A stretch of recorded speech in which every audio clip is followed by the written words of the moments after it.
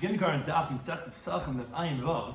Begin on the bottom line of Ayin Ham and Beis. We begin the Gemara's discussion that's going to relate back to the halacha of our Mishnah.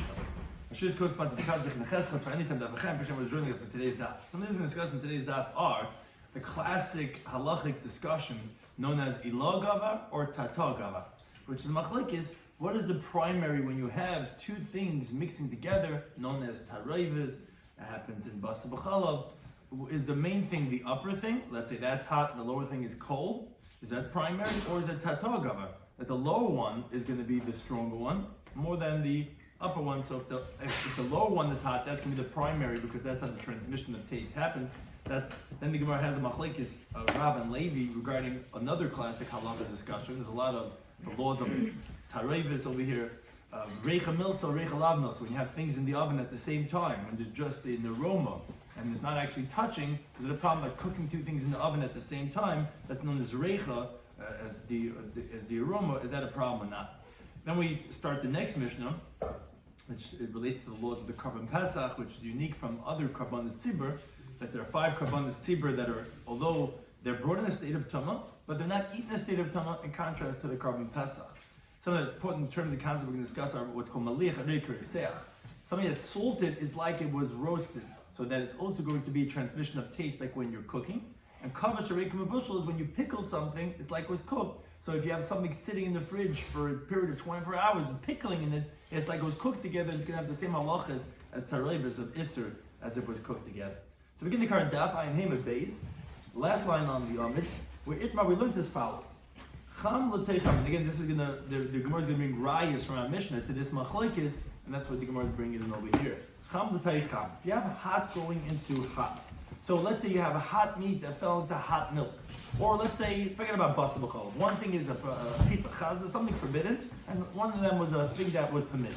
So if you have hot falling into hot, so that divrei hakol, everyone's going to agree as a getinda of ayin vav medalef that us it's going to be forbidden because heat is a transmission of taste. So you have what's called blias, absorbs of the heter, absorbing from the isser. When you're cooking it together, you get taste together. Therefore, now the permitted thing is forbidden because you have blias, what's called absorptions of prohibited taste. That's if they're both hot. Let's say let's say something cold falls into cold. This happens all the time. You have something there in the sink, and suddenly the piece of meat fell into the milk that was in the sink over there. So everyone agrees over there that it's permitted. Nothing happened. There was no transmission of taste. Called the Rav, say, what should I do? Is it? Oh, it's good. It's fine. Don't worry. As we'll see later on, you wash it off, but there's no transmission of taste. Let's say, however, this is where the machlekes is. These two cases. Let's say it was hot fell into cold, or cold fell into hot. Okay. Now you have a machlekes. Rav Ame says Ilah Gava. The upper one is the stronger one, and that's the one that wins. So therefore, when it's hot that fell into cold, it's going to be forbidden because the upper one is going to heat the lower one, and now they're both hot, and now they're both absorbing taste from each other. Let's say cold falls into hot, then it's going to be permitted. So let's say you have a hot piece of meat and the cold milk. So okay, we'll discuss it. It's liquids, and there's a lot in this sugya which we're only going to be able to touch the surface. The halachas and the Rishonim and the person over here are so complex, and it depends on so many different variables with liquids and with solids. So we'll just try to keep it simple and just follow the translation. If you have cold falling into hot, it's going to be permitted because the upper one cools down the lower one and it's not going to be absorbing. Because that's what Rav's opinion is. Ilah Gava, the upper one is the primary definer. And so it depends which one the upper one is, if it's going to be permitted or not. Ushmul Amar, he disagrees. He says, no, Tata Gava. The lower one is the strong one. Okay, so therefore, regarding these two cases, it depends which one's the lower one. That when hot falls into cold, it's going to be permitted because the lower one is the strong one. It cools off the upper one. When cold falls into hot, it's going to be forbidden because the lower one is hot and that's going to be heating up the upper one. Now, Rashi points out, although generally we rule like Rav regarding Isuri, regarding prohibited law in contrast to, let's say, monetary law, over here the halacha is like Shmuel that you say Tata Gavar because the Gemara is going to bring 2 brises that seem to say like Shmuel, they say clearly like Shmuel, and therefore we're going to rule like Shmuel that we say Tata Gavar in halacha that the lower one is the stronger. Okay, that's machlekes Rav and Shmuel. Now the Gemara is going to cite 3 rulings that seem to indicate Ilah Gavar like Rav, not like Shmuel, and they're coming from our Mishnah. Now within our Mishnah, again, all these cases are intricate cases. So, natav mi roitfay ala cheres. If let's say it drips from the gravy of the Korban Pesach on an earthenware. It doesn't tell us what the earthenware is, the oven or the vessels, it was earthenware. And it bounces back onto the Korban Pesach. So Allah, our Mishnah said on the previous step, you have to take away a portion of the Korban Pesach where the gravy that had dripped on the cheres and bounced back into the Korban Pesach, you got to take it away. Now, we said the reason for that is because, and what the Gemara is going to explain in the discussion, you have to have the Korban Pesach to be tzliya, it has to be roasted only by fire. When the gravy flew onto the earthenware, and that got heated from the earthenware oven, then that gravy is now the Korban Pesach that was roasted by something else, not just fire, and that's going to invalidate the Korban Pesach that's getting absorbed in the, you got to take away a part of the Korban Pesach. Okay. Says about kasaka daita. You would think to say that we're talking about b'cheres seinedes. It's talking about that the earthenware is cold. Okay, so now this is the question. Bishlam the Rabban said according to Rab Dama that he says the law governed, the upper one is the strong one. Now I know why you have to take away a portion of the Korban Pesach, because like Lisa, this is the way it goes. The Azul Reitiv, the gravy that's from the upper thing, the Korban Pesach that's dripping down, it goes and it heats up the earthenware, because he told me the upper one is the strong one. And then the earthenware is now is roasting the gravy because it got hot from the gravy. So it's hot now, and it's going to be heating the gravy. Now the gravy is now tzlimach masdavar achar. So the chihad, the rate of a Pesach, so now when the gravy bounces back onto the Korban Pesach, it's like imagine in slow motion we're breaking down. You see this one drip that just dripped and went back on. We're taking it slide by slide. And now the gravy bounces onto and you see every step is a new process in this halacha. Kamatri Pesach machmas chamimus the cheres comes out. The Pesach was being roasted because of the heat of the earthenware. But Achmanom, the Torah says it has to be roasted by fire. It can be roasted with something else, and it was roasted from the earthenware. Okay, I understand that way of doing the Tilas Malkim.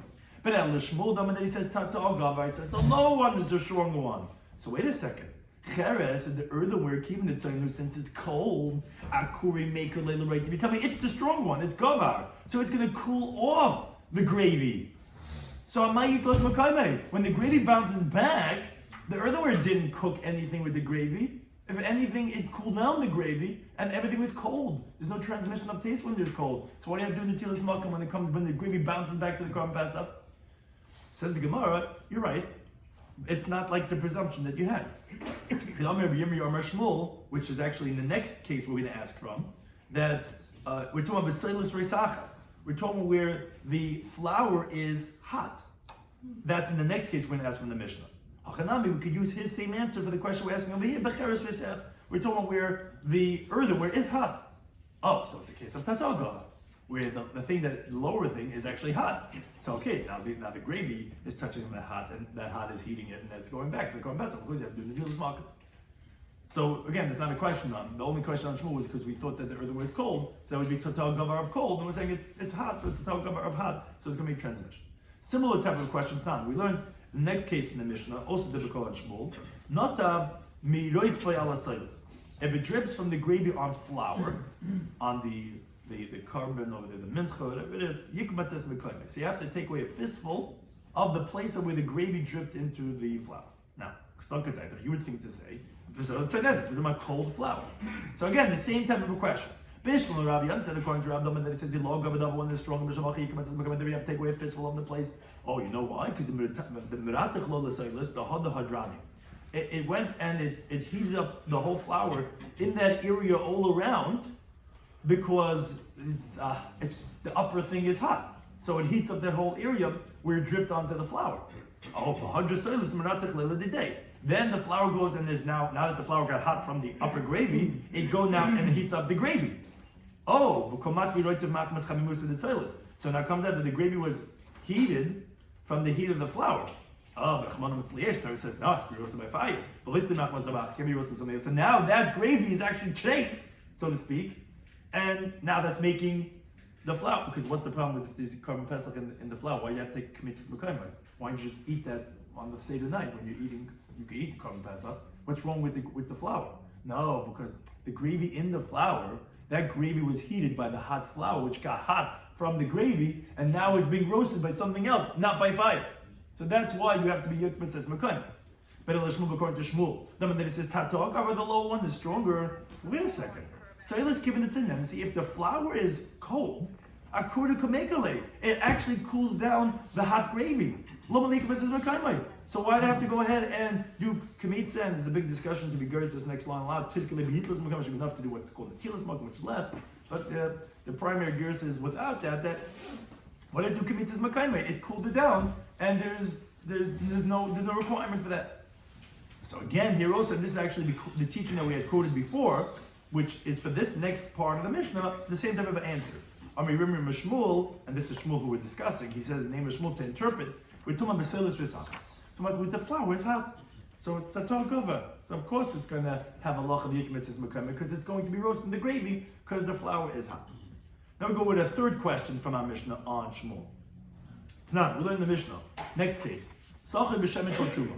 If you go and you smear oil of truma on the korban pesach, you have a nice zaftige shtickle korban pesach with a bit of oil. You put on this, maybe some other things.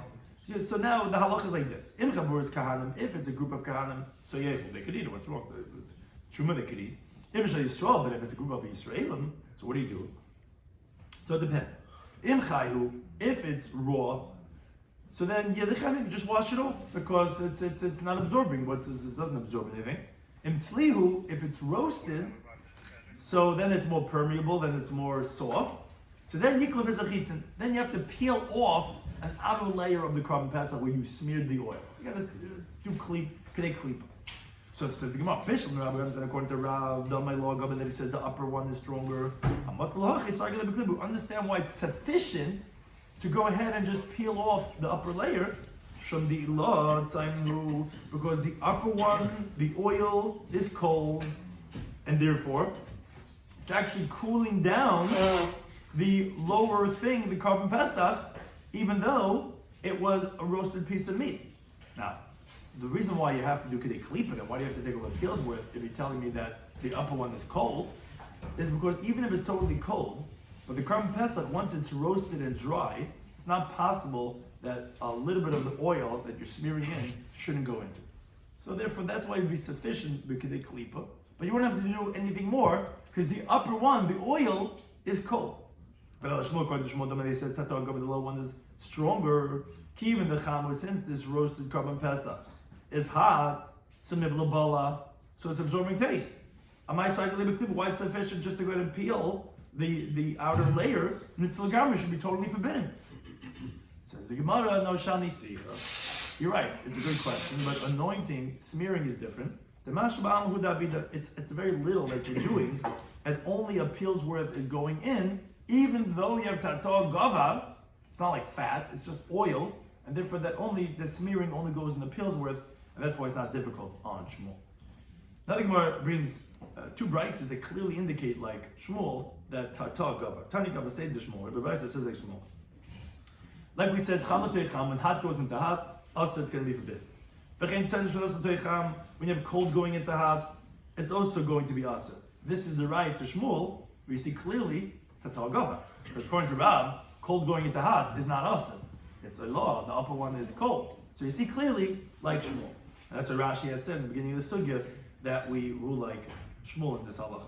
Now, but let's say it's hot into cold, or if it's or cold into cold, again, so the low one is cold, we're going like Shmuel. So Madich, all you gotta do is wash it off. Like we said, that even though we said before, everyone agrees that it's mutter when you have cold into cold. So you have the cold piece of meat that fell into the cold cheese or whatever it is, that you don't have to, it's permitted, but you should wash it off because it does get something on the surface. Now, it says the Gemara like this.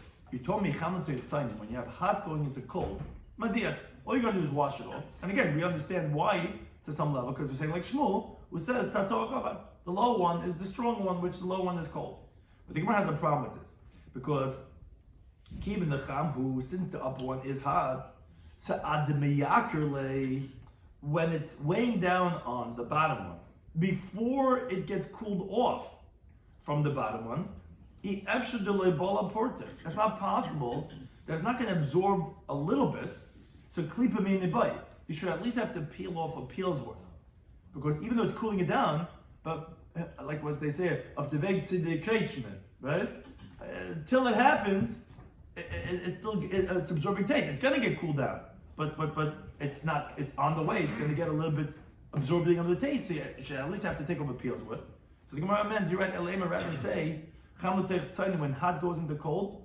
Even though we hold tatar gover, the low one is the strong one. Koilif, you have to take off a peel's worth. It's not the same as where it's cold into cold. Then it's madech. Then all you have to do is wash it off. Tanya Gun, another brayso, which also says like Shmuel, basar esech, and we have the same amendment in this brayso too. Hot meat should not take choler esech, the falls into hot milk, and b'chein tzayin, so too when you have something cold, should not take cham the falls into something hot. Us is mi'as. So like we say like Shmuel, because tatar gover, the low one is the strong one. Cham l'teich tzayin, you have hot and the cold, but some teich tzayin, cold and the cold. Then madech, all you have to do is wash it off. The Gemara asks the same question. Cham l'teich tzayin and madech, hot and the cold, you just wash it off. But keep in the chametz and stuff when it's hot, at the miyakale, when it's weighing down on the bottom one, it's not possible, it's not going to absorb a little bit, you should at least have to take off a peel's worth. And Lamer says, but you're right, you have hot going into cold, if you do have to take off a peel's worth. You have cold into cold, it's enough to wash off. Now, the Gemara now qualifies something we taught. Amamar, we said in the previous brisa, when you have cold going into cold, Madiach, it's enough to just wash it off. Now the Gemara qualifies that teaching, says, wait a second, not so simple. Amar Avuni says, this is what we said, when you have cold into cold, that all you do is wash it off and it's good, is only if it wasn't salted. But if it was salted, aser, then it's going to be forbidden. Why? Because Amar Shmuel says, Maliach, when you salt something, Hadehu kiroi seyach, it's like as if you roasted it. Salt does certain things to element, and it in regards to transmission of taste, salt has the ability to draw out certain things, like we do when we do malicha for the dam, it does certain things, so it's going to transmit taste just like as if you roasted it. So even though it's cold, it's going to be a problem. So to kavish, if you pickle something, let's say in vinegar and brine, it's like it's cooking it, and therefore if you have two elements, something prohibited and permitted being pickled together, they're all going to be awesome. So too, Amar Rava, he says, Hadam Shmuel, this as Shmuel says, that that when you salt something, it's like it was roasted. He qualifies that teaching and says, okay, wait a second, Loimar, we didn't say that it's a problem. It's so salty that the taste got ruined because it's too salty, at least to a certain point. And it's not really edible, unless you would wash it off first. Now Rashi says this, they were saying it's ein nechel, you can't eat it. It doesn't mean you totally can't eat it. It's just that most people wouldn't eat it because it ruins the taste. And therefore, that's called in malchai. It wouldn't be eaten because it's too salty. And you get those meats sometimes you buy from the store, and there's salt goes out of it, and you have to wash it off. He says, the wife says, before we do this, we got to wash it off. That's called in. You could eat it, but it's you wouldn't normally eat it that way. So that is what we called malir kiriseach. And then even though they're both cold, that would be a transmission of prohibited taste. But something salted, but it's eaten with the salt. For Schneitzer, you go to the Alter Eden, there's no salt inside the food, there's hatmish kantam. It doesn't mean that something has salt that's only going to transmit taste. If it's eaten because of salt, then we didn't say this halacha malich kirisech. Malich kirisech is only that it's so salty that normally you wouldn't eat such a thing. I think we're brings a story actually that illustrates this. Hubar Gazelle, there was this pigeon, the nafel lekada the kamcha, a shtickle fleisch that the guy had on his counter that fell into the pitcher of the kutach. Now the kutach dip was a famous Babylonian dip that had in it whey. Whey is like this nasiu b'dechalba. It's like this. It's like a milk derivative. Now besides that, this kutach dip also had salt. Now shari of chinna bered rav mepeshon. He said it's permitted. You could eat that chicken, the pigeon that fell into that milchigi dip. So Amar Rabbi says, "Wow, man chakim lemishur milsikia. Who's so smart to permit this piece of pigeon?" Ilav Rav Chinna Bereda the Rav Mepashon. If not for such a Rav Chinna Bereda Rav Mepashon, who's the Gavar Rabbi, who is a great Talmud Chacham. Because Amalach would tell you, Kiyama Shmuel, when did Shmuel tell you Malech Harikir said that when something that's salted, it's like it's roasting. Now, if this kutach dip was roasting, a hot kutach dip and a piece of pigeon fell, everyone would agree that's aser. Falls into the chalent, a piece of cheese, everyone's going to agree it's going to be aser. So it's salted, this kutach dip, why is he permitting it? Because when did Shmuel say it's halach only she'ein nechem malchai? It has to be so salty that you wouldn't normally eat it. But this kutach that has milk and salt inside of it, it's eaten with the salt. So that doesn't make it like roasted, and the fact that the pishon fell in, it's okay, we'll just wash it off, and you could eat that, and there was not a problem. Now the Gemara further qualifies it. These lines, these words are so debated in halacha. So again, we're just going to translate. But I remember when I was learning these sugyas and the other day, you could go on and on and on and on, and different sheets and sheets. The Hanimili, the Gemara qualifies this, and even the translation is debated by the Rabbi Shloimy. Hanimili, when do we say this? Is chai, only if it's raw. Again, some say raw, it means raw versus cooked, or some say it means cold versus hot. But we'll translate the words.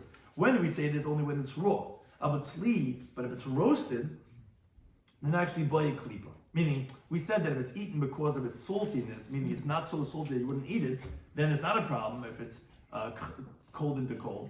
So that thing we're saying, no, that's only if it's raw. But if it was roasted, so then it's softer, then actually you would have to take over a peel's worth, even if it's not so salty. And more of another qualification as the Gemara, remember, we didn't say that when it was roasted, then you do have to take over peel's worth, what's called kadei klipa, is less bei pili, only if it doesn't have cracks.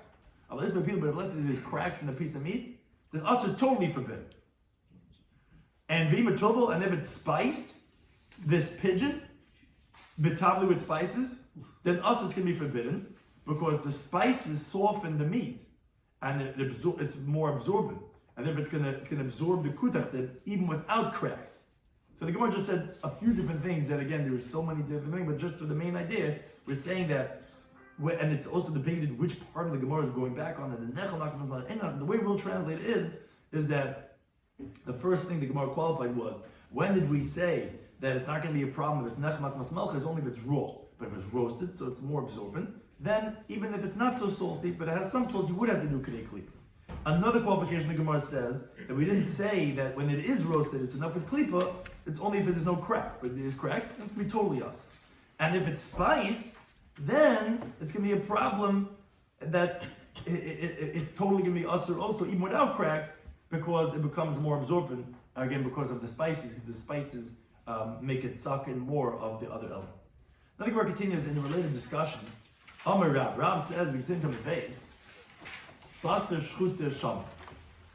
Fatty slaughtered meat, shetzaloi in basan nevela kachar, that you're roasting together with lean, non-kosher meat.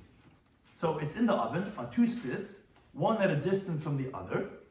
And that says, Rav, Aser, the kosher meat is going to be forbidden. That's your classic halacha about having in the oven kosher thing and non-kosher thing at the same time. So Rav says it's Aser. Now, my time, what's the reason that the kosher meat is Aser? Mefatne mehadadi. It fattens from the other one. What does this mean? There's a chiddush over here in this halacha of Rav, besides the basic halacha. What Rav is saying is that the aroma of the fatty kosher meat enters into the lean non-kosher meat and it fattens it up. Then now the lean meat has aroma, because really a lean piece of meat doesn't really have aroma. It's like thick, it's dry, there's nothing here, nothing's coming out. But when it's fatty, then there's zeya, then there's like the zeya, there's reicha, not to get confused, it's not steam, but it's reicha, it's the aroma. So now that it fattens it up, so to speak, now it has aroma, and now it could go ahead and spread it now to the kosher meat. As Rashi points out, for sure, if let's say the kosher meat was lean and the nevela was fatty, for sure that would be a problem. But there's a chiddush that Rav is coming to tell you. Don't say that the nevela over here, the non-kosher meat, is lean, so it doesn't have a pungent aroma, so it's not going to make the slaughtered meat forbidden. No, we're coming to tell you that the fattiness of the kosher one will fatten up the nevela one with its reicha, and then it's going to go ahead and spread its reicha back to the kosher meat, and the reich now is going into the kosher meat. There was going to be us. Levi, he totally disagrees. He goes to the other extreme. He says that even if it's lean kosher meat, should something bust in the velasham that you're roasting with fatty non-kosher meat? Good zetza from some Burger King or whatever is in the oven at the same time as the cleaning lady put into the oven at the same time you're cooking your meat for tonight's supper. Says mutter, it's going to be permitted. Says my time, what's the reason? Says reicha. This is just aroma. Milsi, aroma is nothing. What happened over here? There's no transmission of taste over here, just aroma. And that is not something significant, and therefore that's going to be permitted. And the Gemara brings a story that actually Avad Levi the Reish Galusa. So Levi, who just said this halacha, that's nothing. He did such a story by the house of the Reish Galusa that it was roasted in the oven, and the story came in front of him and they admitted it. There was goat for that night's supper for the Reish Galusa, and someone put in a shtik chazer, the swine, and they permitted. What happened? Nothing happened. It's not a big deal. This is just reicha. Reicha is nothing. So now the Gemara has Meisvei. The Gemara has on Levi in the following brisa. The brisa says, "Ain't silent shnei Pesachim kechad." You cannot roast, and this is why we're bringing this discussion. It relates to the laws of the Korban Pesach on these sugyas, like we're discussing here of Tarevis in our Mishnah. Ain't silent shnei Pesachim kechad. You don't roast two Korban Pesachs together as one. And they have Tarevis because of the mixture. So it comes out that the Pesach was eaten shaloi l'mnuyah, because if it's getting absorbed taste from the other one, that is now eaten by someone that's not from that group. Because what's the problem? So we got that, so we're sharing. No, can't. Has to be each group by itself. So even a kid goat and a lamb, which the actual animals wouldn't get mixed up, but the taste would, as Yoma explains. My lab, aren't we talking about what tarev is? Tarev is timing. They made a problem about the tastes are going to mix because they're fattening each other, and comes that the pesach was eaten by not one who's listed on that group. Levi says, "What's reicha? What reicha love milsi? What's the problem? Why can't you roast them both in the oven at the same time? No problem. Obviously, see, like Rav, that is a problem. No, Tarib is goofing. We're not talking about that the tastes are going to get mixed up. We're talking about that the animals might get mixed up. And even a lamb and a goat, sometimes you're not going to be paying attention, and you're going to mix it up, and the wrong group is going to get the wrong carbon. Quick, next, roasting, okay, let's go. And then we find out we had this tastes a little bit different than last year. Oh yeah, why? Oh, it tastes like a goat. Oh, we mixed it up probably with that Aroni group. So that's why it's Tarif is not a timing, because Reicha Lavnos, it's a mixing up of the actual animals. I think it's actually logical to say like this. You know what? I mean, the Tani say from the fact that the end of the brayso says that this halach of not roasting two Korban Pesachs together as one is even by if one's a goat and one's a lamb. Now, if you say that the reason why we're concerned over here not to roast together at one time is because of the mix of the animals themselves, I would understand what's the chiddush in the afila gedivat leb. Even the goat and the lamb, because hey, they're different animals. But that's the chiddush. You still might get confused. You might get mixed them up. But if you say that the reason is why you can't roast them together as one because of the mixture of the taste, because of reicha, because of the aroma, the malik gedivat leb, malik gedivat. What would be the difference if it's goat and lamb, or goat and goat? That there's no reason to say that it's less tareibers of the menuyin of who's listed on it if it's a different type of an animal. So obviously it's the chiddush in mixing up the actual gufim of the animals themselves. So the Gemara says you're right. Elamai, what are you going to say? Al karchov, most definitely that you have to say, since it said afil gedivat leh, you learn out when they tell it gufim hudasa. That actually that is the reason why we're concerned, because mixing up the animals. But the inference is avol tarevis time, which is the most simpler thing, mix up the taste. Obviously, shari, obviously we're not concerned with that, that's going to be permitted. So let me tell you to Rav. Let's say that refutes Rav. Because according to Rav, forget about mixing up the animals. Even if you didn't mix up the animals, just having them there, it's already a problem because mixing up the taste. Rabbi Yirmiyah says, what are you talking about here in the brisa that we said that by the Gediyah and the Tleh, that we're not concerned for the mixture of the taste, we're only concerned for the mixing of the animals. Why? According to Rav, this reicha, it should be a problem just by being there. It's talking about when you're cooking, you're roasting the two, in the same oven, but it's in two different pots. You're not going to have reicha, you're not going to have the aroma. Says the Gemara, can you really then say it's in two different pots?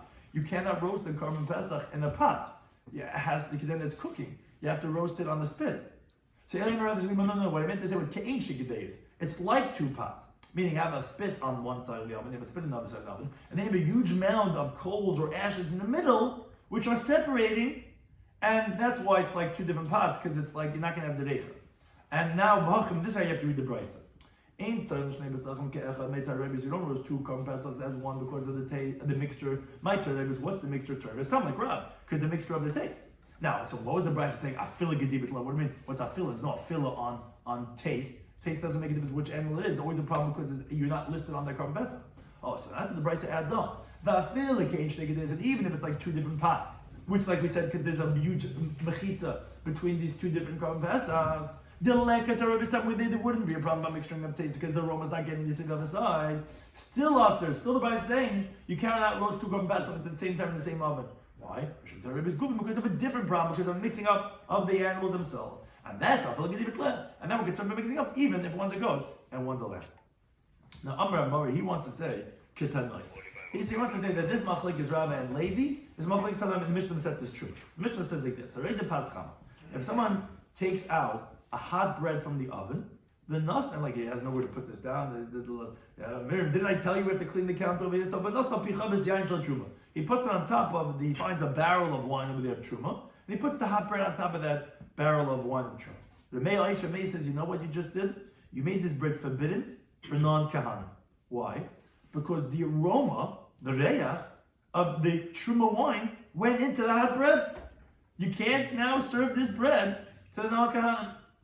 Rabbi Yehuda says, no problem. The bread is permitted. Rabbi Yesi, he's somewhere in the middle. He says if it's wheat bread, it's permitted. He says, but barley bread is forbidden. Why? Because barley actually draws in the aroma. So the hot barley bread is going to be worse because it's going to be drawing the aroma of the truma wine. Okay, but says the Gemara, my love, isn't it Tanoia? This is Machlekes Tanoim of Rav and Levi. The Marsa Rabbi Yehuda, who said that the bread is going to be permitted, holds like Levi, that Reichel Milsi. Aroma is nothing. Nothing happened over here. He said, we have a closed barrel over here. Nothing happened. So although there's aroma, that's okay.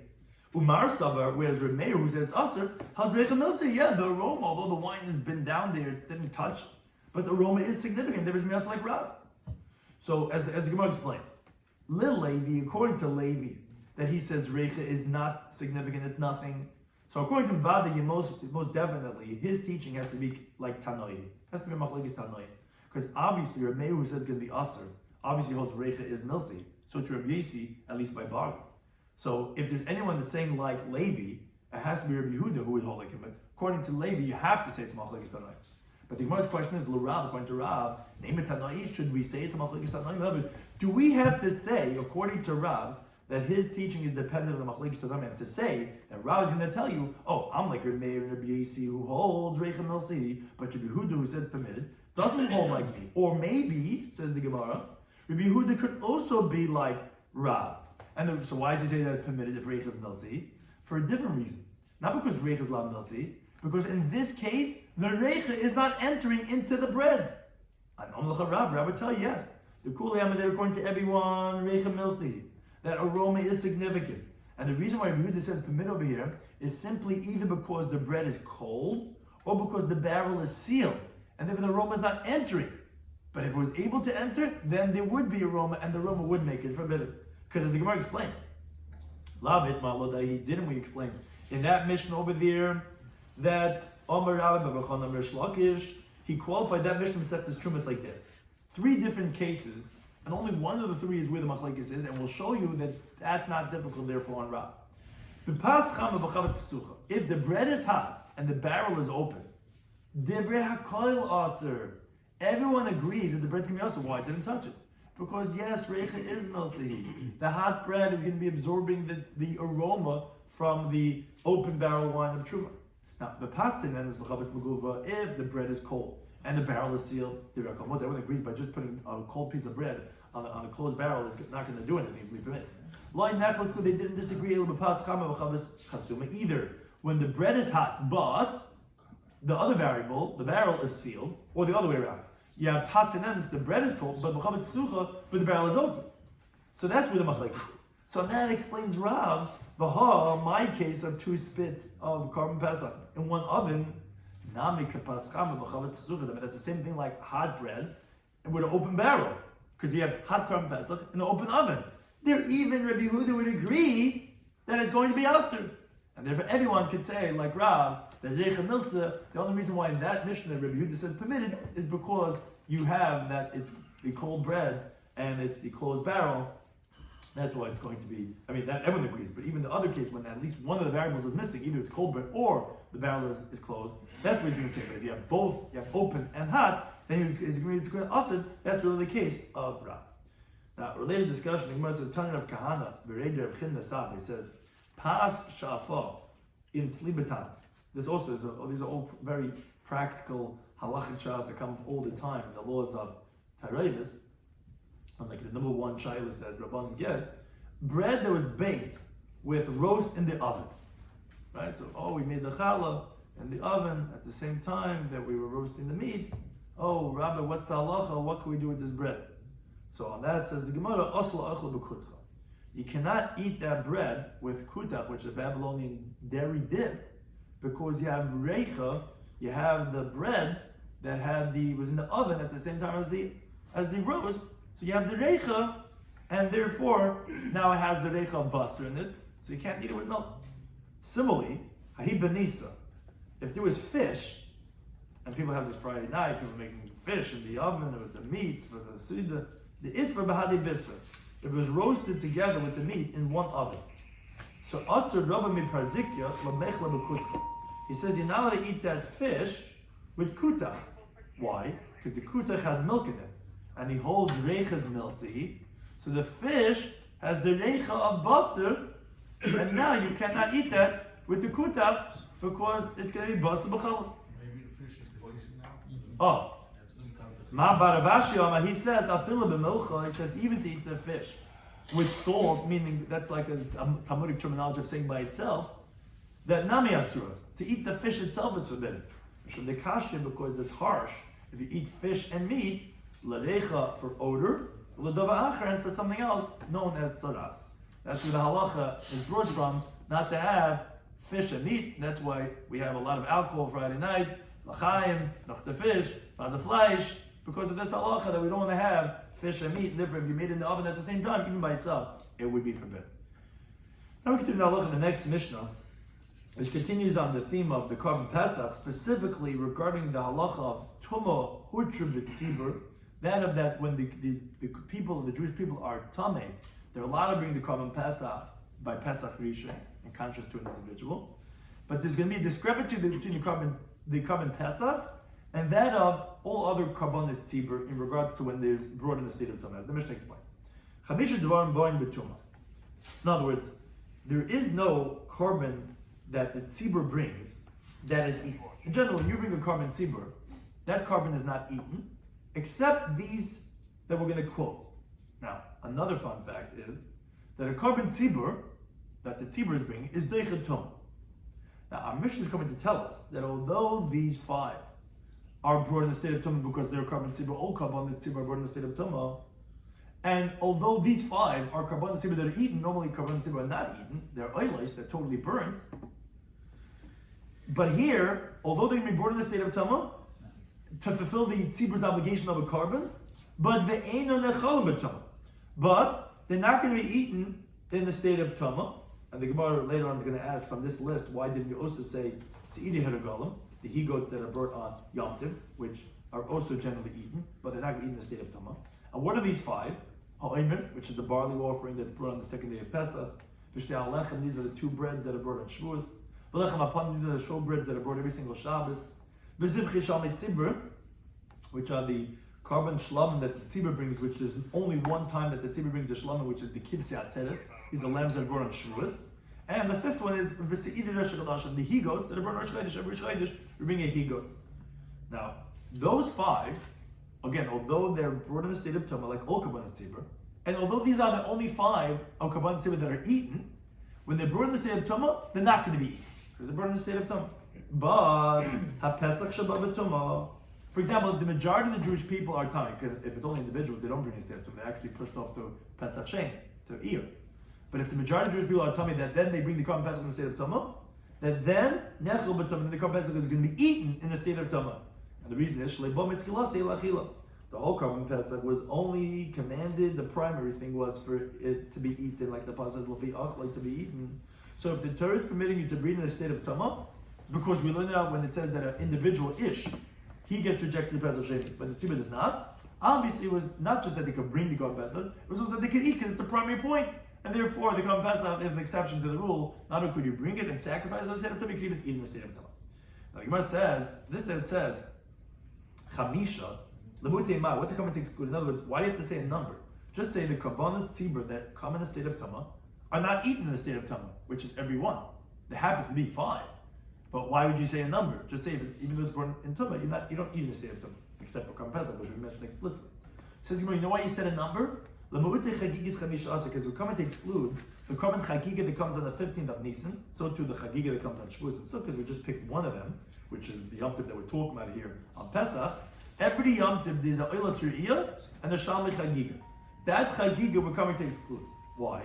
The Sogid that you would have thought to say keeping the carbon tzibur, since it's a carbon of the tzibur. Now, as Rashi points out, it's not a carbon tzibur. Every single individual brings his carbon chagiga. Yeah, but Rashi says that's called a carbon tzibur because it's brought with the masses, and everyone comes on the Yom Tov to bring it. As the Gemara explains in Yomid of Nal, so that is called a carbon tzibur.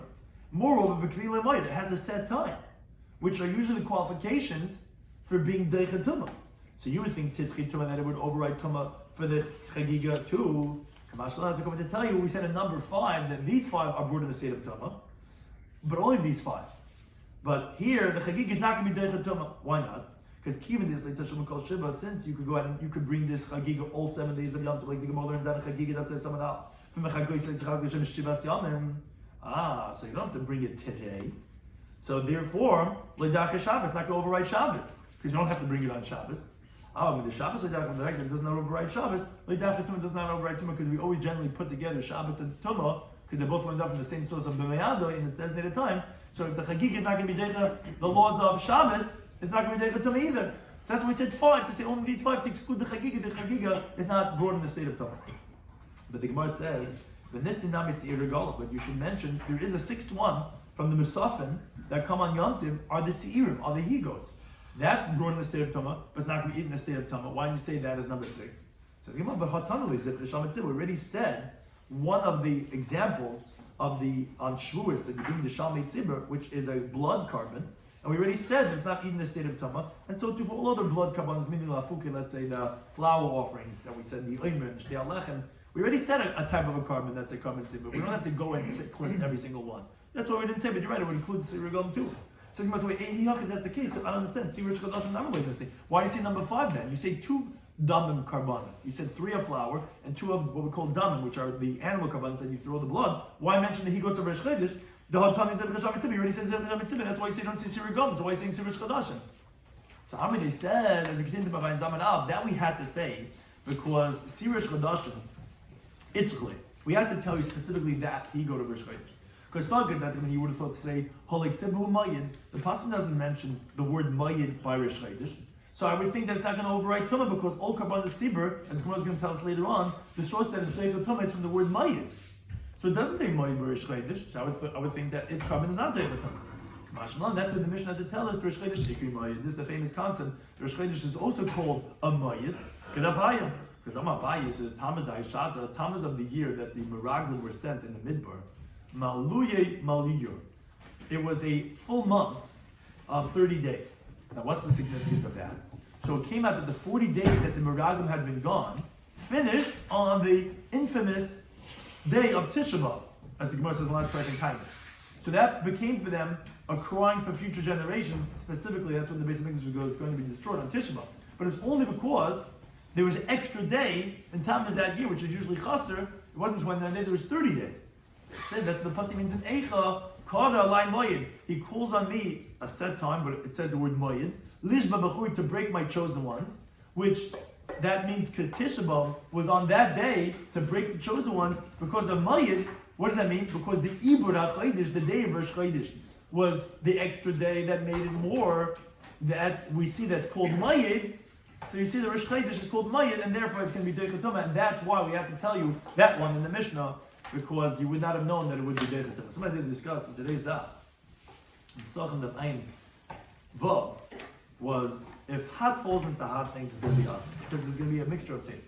Cold falls into cold, it's going to be like the Gemara says later on, you just got to wash it off. Cold into hot and hot into cold, that's a machlekes if you say Ilah Gavar, what's that talking about? What's the primary, what's the stronger one? The guy on the top or the guy on the bottom? According to Shmuel, it says that it's the bottom one. So you have to explain the case of the Mishnah, which seemed to be difficult for him. It sounds like Rav in all these cases. You have to say, let's say when it says when it drips from the gravy on the earthenware and it bounces back, and you have to do Netilas Makayim, you have to take off a large chunk of that carbon Pesach meat. Or the second case of when it drips from the gravy onto the flour, you have to now take out a fistful of the flour and take it away. You have to say that the case of the earthenware and the flour, these 2 cases of the Mishnah, was that the bottom, this earthenware and the flour, was reisachas, it was hot. So yeah, even if you say Tetav Gavah, that is the lower one, which is also hot, and therefore it's going to be heating up the upper one. The third case of our Mishnah that we asked was we said that if you had on Shmuel, if you smeared the carbon pesach with oil of truma, so we said that if that carbon pesach is roasted, for the Yisrael, you have to do now, you have to do klipa, you have to peel away. So he said, according to Rav that says Elo Gav, I understand why it's enough to just take away a peel's worth, because it's cold, the upper one, which is the oil. So, yeah, it's cold, so you shouldn't have to do anything. So Rashi explained that no, a peel's worth, at least that gets absorbed a little bit. But according to Shmuel, the whole thing should be forbidden, because the bottom one, Shekar Pesach, is hot. So who cares that the oil on top is cold? So we said, you're right, but since Sicha is very little, and even though the low one is hot, it's only getting absorbed into a peel's worth, and therefore, it's not going to require more than that. But then ultimately, even though we had 3 questions on Shmuel from the Mishnah, we ultimately bring 2 brides that actually say like Shmuel, and different Rashi says we rule like Shmuel, that it is going to be usher when you have the cold into hot, because the primary is the bottom one, not the up one. Now additionally, but we also have to say that when it says hot into cold, it doesn't mean that you just have to wash it off. The Gemara says because since it's weighing down and it's going to make some absorptions, so then yes, you have to at least do that of a klipa, because it is getting absorbed a little bit. You have to peel away that of a peel's away. Then we said, even though we said when you do cold into cold, all you have to do is wash it off, but the Gemara qualifies says, wait a second, not so simple.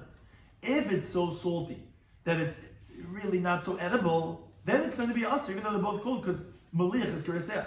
Now, on this of Inenech Machmas Melcha, the Gemara said that this only if it was raw. But if it was roasted, then even if it was Nech Machmas Melcha, you would still need to do a peel's worth. And additionally, if there's cracks, it's going to be totally usher. And even if there's no cracks, if it's spiced, the spices soften it up, and therefore it's also going to be usher that way too. And we said, again, there's a huge machlekes. If you're showing my place, I'll lit up exactly those words of the Gemara. Then we have machlekes going on Tamid Beis, if reich is milse, if aroma is something significant halacha or not. And even so, to even fatten up from the kosher to the non-kosher and then back to the kosher. And based on that interpretation, you're going to have to interpret, when we said that you cannot roast 2 carbon pesach together at one time because of the tarayvis. What does that mean, the tarayvis? Does it mean because you might mix up the bodies of the animals? Because the aroma we're not concerned for. Or no, does it mean even the taste? That's why you can't roast them together at the same time, because of reicha, the aroma would make it problematic. And the Gemara wanted to say it's machlekes tanoim, because when you take the hot bread and you put on top of the cold barrel of truma, if that's going to be problematic or not, according to Levi, you have to say it's machlekes tanoim. According to Rav, you could say that no, actually everyone agrees reicha is milsa, because everyone agrees when the barrel is open and the bread is hot, everyone agrees that it's going to be aser. The machlekes was only if you have one and not the other. Either the barrel's open but the bread is cold, or the bread is hot but the barrel is closed. And that's you're not going to have reicha with it. But when you have reicha, everyone's going to agree that it's going to be aser. And the halacha, we said that there is a problem of reicha by basa b'chalav in the oven, and also even with meat, with fish, when you had fish roasting with meat in the oven at the same time. Then we started the next story with the Mishnah of 5 karbanas tzibur. They come in a state of tama, but they're not eaten except for karban pesach, which is eaten in a state of tama. Why do you say the number 5? To exclude the karban chagiga. Because since it has tashlumin for 7 days of the Yom, this is not Derech Shabbos, it's not Derech Shabbos, it's also not going to be Derech Tumah. And why did the time the Mishnah have to say Sirish Chadashim? If you already said that you're not saying Sirah Golem because that's included in Zivcha Shabbat Tzibur. Oh, we have to be Mechadish to tell you that it's called Mayid, like we have a Pasuk in Eicha, and therefore it's going to be Derech Tumah. Thank you for any time for hosting us.